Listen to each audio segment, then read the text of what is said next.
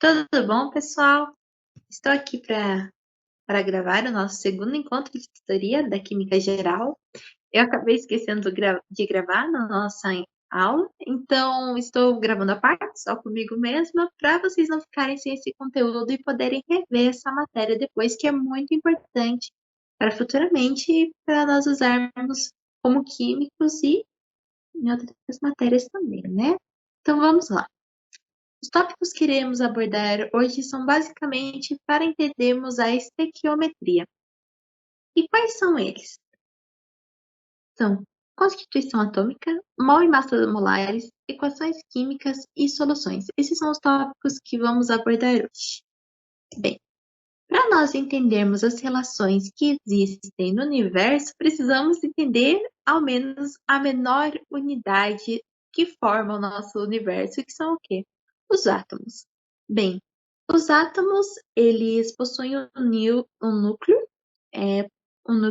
carregado positivamente. Esse núcleo, ele é composto pelos prótons e pelos nêutrons.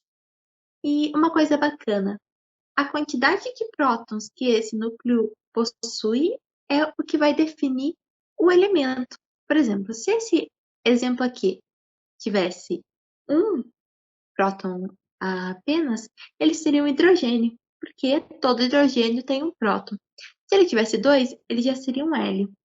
Se ele tivesse três, seria um lítio, se não me engano. Estou aqui sem a tabela, mas quase certeza. Então, a quantidade de prótons no núcleo define um elemento.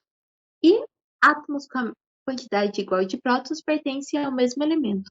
Se eu tenho dois átomos com um próton em seu núcleo, temos dois átomos de hidrogênio. Se temos dois átomos com dois prótons, teríamos dois hélios. E se tivéssemos um com um próton e o outro com dois prótons, nós teríamos um hidrogênio e um hélio, que é o que diz o próximo tópico aqui, ó. Átomos com quantidades diferentes de prótons não pertencem ao mesmo elemento. Além desse foco que nós demos ao núcleo, nós também temos a eletrosfera, que é a parte carregada negativamente, vamos dizer assim, do átomo, que é onde se encontra, porque se encontram os elétrons nela, né? E nós temos o seguinte: os prótons e os nêutrons são os que definem a massa, basicamente, do átomo, e a eletrosfera tem quase uma massa insignificante. É muito baixa comparado aqui com o núcleo. Porém, ela é a que possui maior volume. Isso faz com que ocorra o seguinte: nós vamos ter um núcleo pequenininho, uma eletrosfera gigante. É basicamente como se tivesse uma bola de tênis num campo de futebol. Enquanto a eletrosfera é o entorno do campo de futebol, para vocês verem a diferença assim dessa dimensão, né? Então vamos para o próximo. Simbologia. Bem, além do próton definir qual elemento, podemos dizer assim que identificamos quantos prótons tem o elemento na tabela periódica olhando o número atômico. Por quê? O número atômico ele é representado pela letra Z e indica o número de prótons existente no núcleo do átomo. Então, é a simbologia, a nomenclatura, vamos dizer assim, o nome que usamos na química para identificar quantos prótons que tem o núcleo através da tabela periódica, né? E o número de massa é a massa total do núcleo do elemento, sendo a somatória dos prótons com os nêutrons, como eu disse anteriormente lá na composição, né? Na estrutura, constituição atômica. E esse número de massa, ele é dado em unidades de massa atômica. Não, ele não é dado em gramas, ele é dado em unidades de massa atômica. Então, aqui eu trouxe para vocês como exemplo o hidrogênio, a qual tem número atômico 1, seu símbolo, que é basicamente como ele é identificado, né? O seu resumo, sua abreviação, é o H do hidrogênio, o nome do elemento hidrogênio e o seu número de massa atômica. Nós vimos que o centro do átomo é onde concentra a massa. E ela é constituída de prótons e de nêutrons. Então, cada próton ele vai dar uma unidade de massa, cada nêutron vai dar uma unidade de massa. Então, nosso hidrogênio aqui, ele só tem apenas uma unidade de massa atômica, que é basicamente o peso de um único átomo. Quando nós olhamos, geralmente, na tabela periódica, a gente sempre foi ensinado, olha a massa molecular, a massa atômica daquilo em gramas, né? O hidrogênio tem 1 grama, mas o hidrogênio é uma partícula, um átomo muito pequeno, não tem como um hidrogênio ter 1 grama. Só que nós vamos ver nos próximos slides a questão dos mols, massa molar, e daí vocês vão entender. Mas esse valor que é dado na tabela periódica, ele não representa o valor em grama, ele representa em unidades de massa atômica. Mas vocês vão entender por que a gente pode olhar e já entender como a massa que o mol dele vai possuir. Que é agora, né? Mol e massas molares. A simbologia. O que é o mol? O mol é uma unidade de medida utilizada para expressar a quantidade de matéria microscópica, como átomos e moléculas. Vamos dizer o seguinte: quando você precisa comprar ovos, você chega assim e compra 1 dúzia de ovos, meia dúzia, você compra geralmente nessas quantidades. Você pode comprar 1 cento de coxinha, você pode comprar 1 cento de pastel.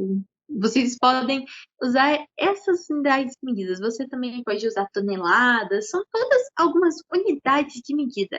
E o mol também é exatamente isso aqui, é uma unidade de medida. Só que é uma unidade de medida gigantesca. Vocês pensem, milhão é bastante? Bilhão é bastante? Nossa, 1 milhão de reais, 1 bilhão de reais. Mas vocês já imaginaram ter 1 mol de reais? Isso daí é um número absurdamente gigantesco. Mais do que nós temos capacidade de imaginar na nossa mente 1 mol de dinheiro. São o quê? 23 casas positivas, né? É muita, muita coisa. E na química nós lidamos muito com isso. Por quê? Porque nós trabalhamos com partículas com unidades extremamente pequenas, um átomo. Se nós olharmos que todo esse universo é constituído por átomos, e eles são muito pequenininhos, você já imaginou quantos átomos possuem no nosso universo? Imagina se a gente não usasse uma unidade de medida grande como o mol, se a gente usasse unidade de medidas por dezena. Como que iríamos sofrer para dizer o que é 1 grama de hidrogênio? Imagina quantas dezenas de átomos de hidrogênio seriam necessários para definir 1 grama de hidrogênio. Então, para isso, nós temos essa relação do mol. Mas como que esse mol surgiu, né? Aqui nós temos o tópico que ele fala.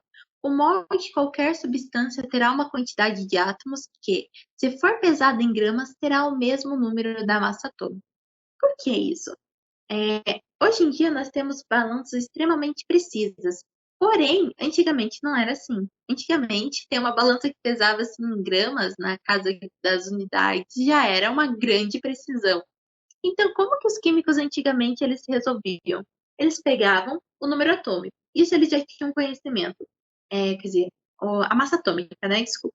Eles pegavam a massa atômica, que eles já tinham conhecimento, e falavam: e se nós usássemos essa quantidade de massa atômica em gramas, para ter essa relação de proporção, né?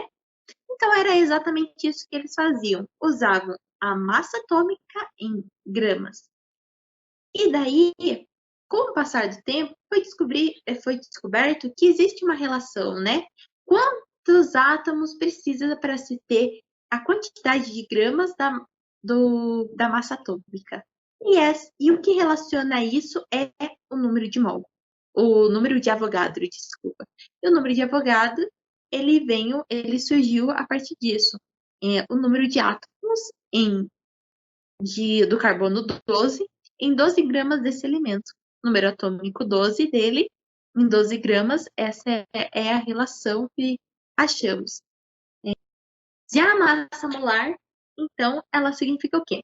Ela é a massa atômica do elemento multiplicado pelo número de Avogadro. Isso nós temos a massa molar. É isso que eles usavam antigamente, a massa molar. sem saber que era massa molar, mas eles usavam massa molar. Por exemplo, a massa do oxigênio. Sabemos que o oxigênio ele possui massa atômica de 16 unidades atômicas. E então o que nós temos que fazer? 16 unidades atômicas vezes o número de Avogadro. Se vocês fizerem isso, vocês vão ver que vai dar 16 gramas.